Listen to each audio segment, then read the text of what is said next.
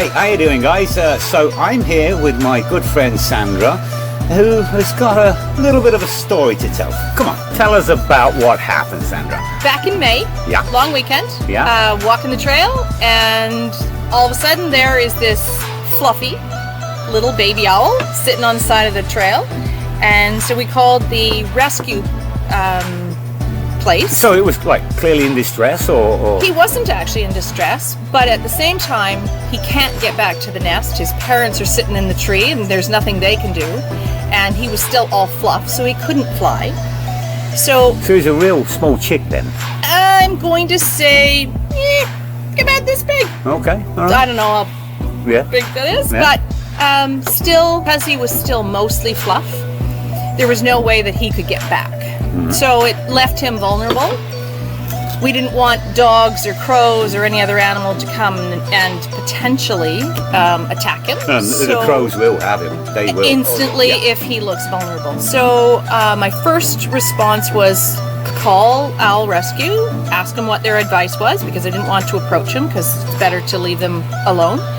And so they sent out their volunteers to come and take a look, and my only goal was to make sure that dogs and people didn't go near him, and that's what we did. So how many hours was that then from when they They arrived? were fabulous within the hour. Oh, really? They dispatched their closest volunteer, so I quickly came back to the house, left the dog here so that I could go down and just kind of be his guard, and that's what I did. So anybody walking by, I just made sure they sort of, stayed away from him. You told them to bugger off, or? Much more polite than that. Okay. But it was really about making sure, because he was ground level, I didn't want somebody's dog off a leash to see him, scare him, and then end up in a worse situation. But these things are hard to see anyway. I mean, like, you take it out of the environment that it lives in and put it, at the side of the house, and it stands out like a sore thumb. But then you put it back Right. into the environment it comes from, you can't see them. You can't see him. But Yeah. where he was located, Yeah. he was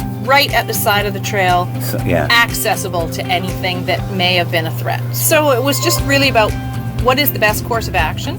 They came out and said, nope, he cannot fly. He's too young to have survived. And so what's happening now then? They're going to bring this back here then, or? Okay. And this is probably the part that excites me the most, is that they've been in contact with me to let me know, first of all, how he was doing, and that would I be interested in being here for them to release him right back to where he came from. The most rewarding part is that you feel like you had some little bit to play in getting them back to where they came from.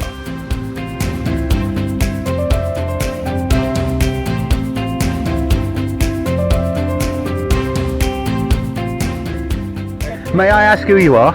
Oh, my name is Christy. Yeah. Yeah, this is Megan. Okay, how you doing? These guys helped us rescue him. Yeah, we're volunteers with Owl. Oh, okay, thank you.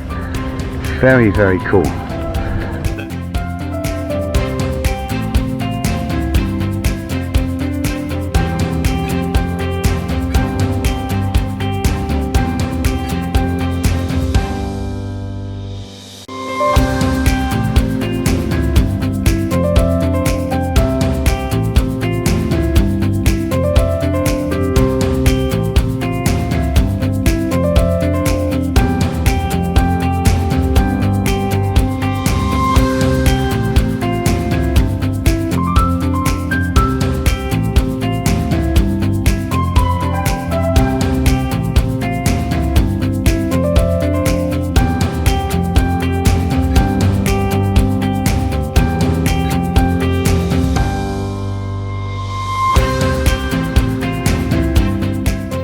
I have a subscriber on my YouTube channel called Chris, ACS is her name, and she does lots of photographs of birds and things like that, and I know for a fact that she would have loved to have been here today because she's so big on birds. Can you say hi to Chris for me? Hi, Chris. And I'm sure that she's going to give you a huge thank you back for what you've done.